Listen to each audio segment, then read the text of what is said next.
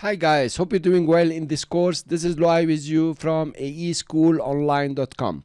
I'm very excited to have you in this section. I'm very excited to explain to you about masks, track mattes, and pre-composition that you will use to pop up text on your screen in so many ways.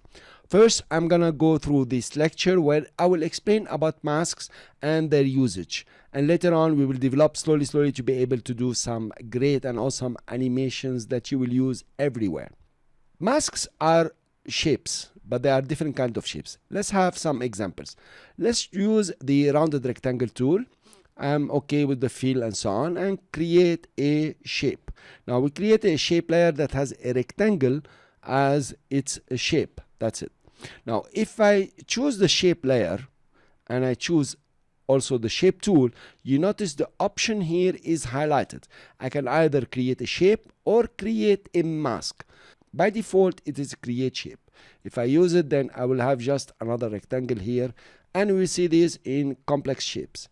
But if I choose create mask, I will be able to create a mask. Let's choose, for example, the star tool. I can click, press shift, for example. All the manipulation I showed you for creating shapes will work here. If I release now, my shape did not disappear. Here is my shape. You can see it on the blue border, but a mask has been created that's masking everything except the inner of the mask. That's one. This mask is like this. It shows only its inside because it's on add. If I put it on subtract, it will show the inverse. Also, if I have it on add and I use inverted, it will show all the shape layer, and inside there is just a hole. If you look at it, there is a hole. Now that's pretty interesting. Let's go through now editing this mask, and this is very important. Rule of thumb: if you choose your mask and mask 1, you will find that the corners or the nodes are squares. When they are squares, it means you can click on any one of them and move your mask. This is pretty important because later on you will start wondering, how do I manipulate the shape of the mask? To edit the mask, now you click just on the layer. You can see it now, they're turned into small circles and there is a big circle. If I click on any node, I can change the shape of the mask. Actually, I can give it any shape. Let's summarize this important point. So when you have circles, you are changing the nodes. You can move them around. Also, you can hold the side and move it out or in anywhere you want.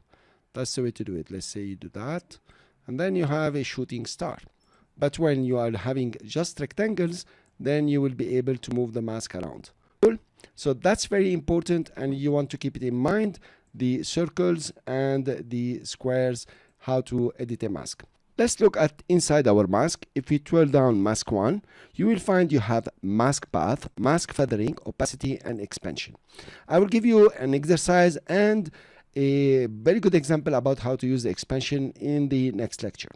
For mask path, now you know the path is this colored line, or I don't know what color is it now here.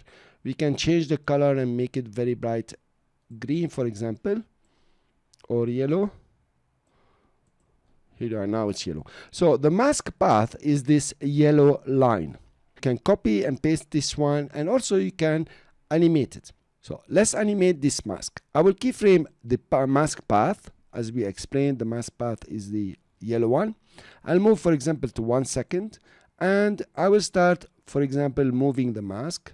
Let's move it to here and move these nodes. So I need to move the nodes. I will press on the layer. I'll move these nodes here. Then go back and move the mask here. And also move more nodes to show you a good example. Okay. So this path, what will happen? You have a first vertex here. And here also you have a first vertex. It will take that first vertex and put it on the other first vertex. The first vertex is this big square. You can change it, by the way. But for now, just a simple explanation I can give you. It's an advanced level that we'll do later on.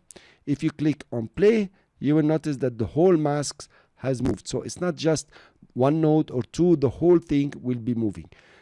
Here you are. This is how you animate a mask. You give it one state, another state. You can give it a third state, for example, coming over here. You can say, okay, this is my third state, something like this.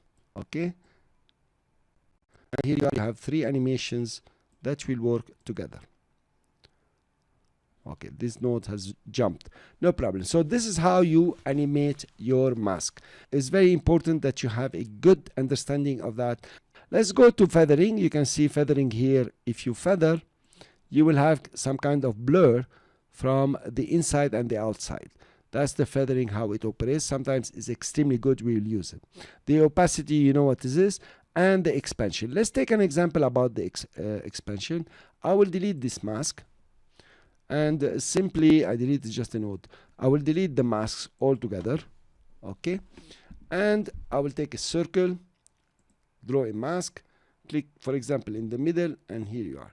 Now I can come to the mask, keyframe the expansion here, go to 1 second for example, and make the expansion negative or nil, something like this. Notice what's happening. You have a circle that's growing.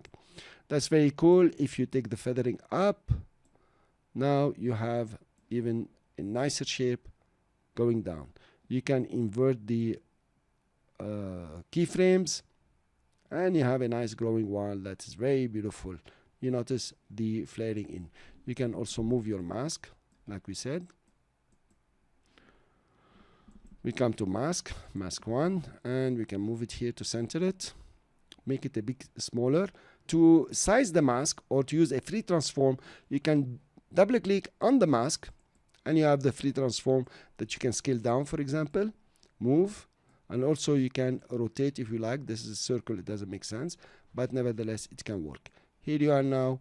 You have created a very nice pop-up. If you come back here and say this is 0 or negative, whatever, here you are.